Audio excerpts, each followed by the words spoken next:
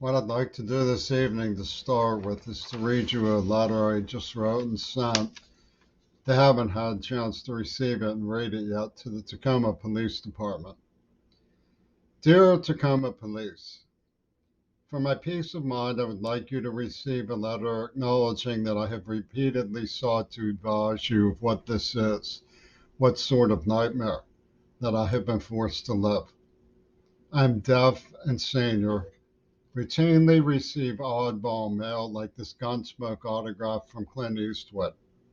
My objections to what has gone on and been directed at me are ignored despite the many attempts I have made to secure reasonable communication.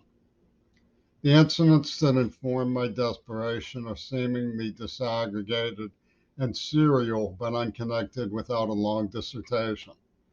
For example, it is obvious to every reasonable doctor who has ever examined me that I have serious violence caused injuries to my facial nerve, eyes, and am nearly totally deaf from the savagery visited on me in childhood, time from which I have produced extremely disturbing photographs.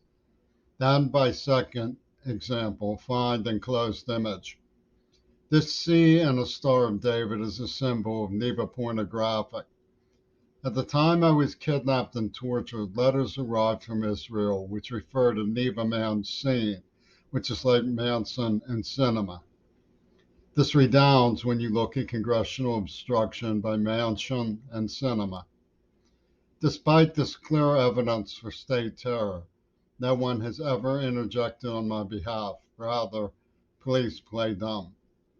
My father was a radio lieutenant on Bush's ship, and the very idea that a revenge plan from World War II is active targeting me should scare you. Again, I ask, what gives? Kindly do me the minimal courtesy of acknowledging you received this letter. Probably they will not. But I'll go through some of the people I've written and justice with over the last 30 years. I have been so called property of murderers who brutally tortured me. Peter Gabriel invented a story about me having, just out of thin air, invented a story about me having some co-responsibility for what happened or didn't happen, whatever went on. The storyline of John Lennon's double fantasy, escape from reality, and some presumed death. He invented out of thin air that I had something to do with that. Complete fabrication. Had nothing to do with it. Nobody ever thought I did have anything to do with it. But it serviced his bullying promotion of the people who brutally tortured me as a child. And he says it cancels out any of that. It doesn't cancel out any of that. It has nothing to do with any of that. I was brutally tortured by these murderers. Okay, so that's where the situation stands. I talked to federal magistrate Marge Peckman. She laughed at me. I went to the University of Pittsburgh security office on October 17th, 1993. They arrested me.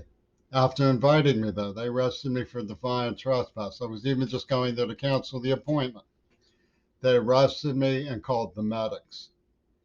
They refused to look at the evidence, saying that they couldn't believe that anything I could present could possibly substantiate the idea that anything that had anything to do with me had something to do with what happened to John, or did not happen to John Lennon. And I agree, was even agreeing with that.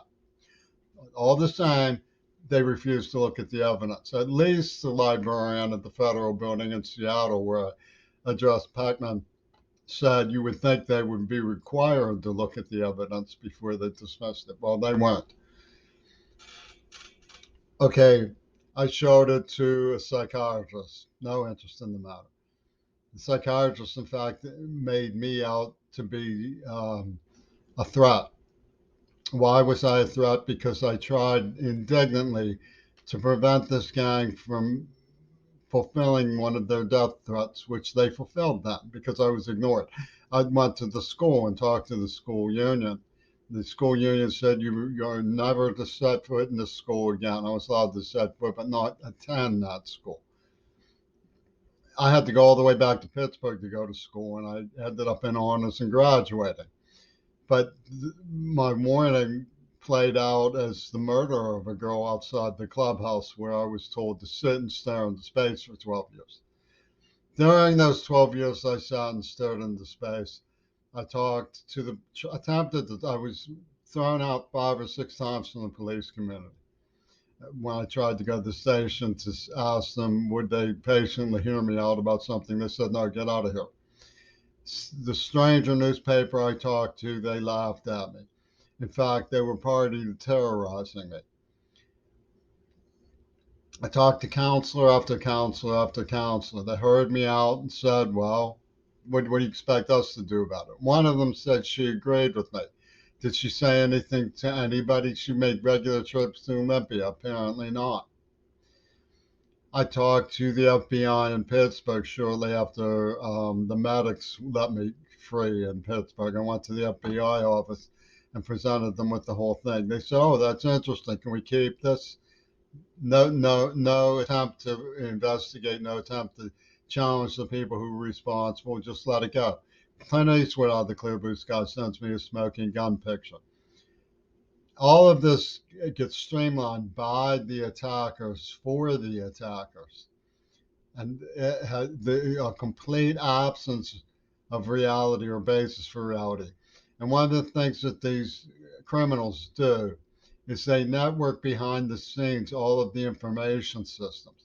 So anytime somebody comes up with any plausible lie, because Peter Gabriel fabricated this lie out of the thin air to justify working with John Schulman, who was arrested on $8 million museum heist. Anybody apologize to me? That was the reason I ended up in Seattle, was to get away from his gang. Nope, nobody apologized to me. So did anybody ask Peter Gabriel to stop it now that we know he's in cahoots with the criminal? Nope, nobody asked him. They should have known he was a criminal himself a long, long time ago. Because of his success in just fabricating out of the thin air, anything he wants to accuse somebody of. For life, a life sentence for something that was fabricated out of thin air by a hallucinatory madman. He channels any hallucination that anybody thinks up that they can twist into an allegation that had to do with me, the jinx, the devil of their craziness, and pointed at me and forced me to answer. He's taken money from me. He's had people who tried to help me raped, killed. He's terrorized everybody. And this is Peter Gabriel. This isn't Vladimir Putin. You know, whether they're in cahoots or not is anybody's guess. He's obviously in cahoots with Trumpy Tune. So they do this while stealing from the museums, right? What did I do? I asked to go to school. They said no. It took me years and years and years to get out of town because I had no money whatsoever. And when I finally get into school, I graduated with honors. What gives? I had to learn sign language from a girl with Down syndrome. I love her. I'm gratified that I became her friend and she taught me sign language. But why did I have to do that? Why didn't they put me in a deaf school when it became too hard of a struggle for me? Because they were fabricating a story about me out of thin air. They completely fabricated the story out of thin air. And it has nothing to do with reality. Nobody ever thought it had anything to do with reality. But they were picking my pockets and stealing from me and making up stories and saying, he's the bad guy, help us take it out on him. And they created a Ku Klux Klan circuit, complete with the NAACP. And everybody takes out on me. That's what they do. It's like an institutional fetish for the Commonwealth of Pennsylvania, the Commonwealth of Maine, the Commonwealth of Washington, the Commonwealth of Montana, that Texas, they all did it. None of them tried to stop it. None, one single one of them ever rationally tried to intervene. Say, would you please identify who this Amanda Harcourt is, who her gang bragged of killing Cersei Kennedy? Does anybody care? Nope, nobody cares. No, why should they care? Peter Gabriel fabricated something out of thin air. Why should they care?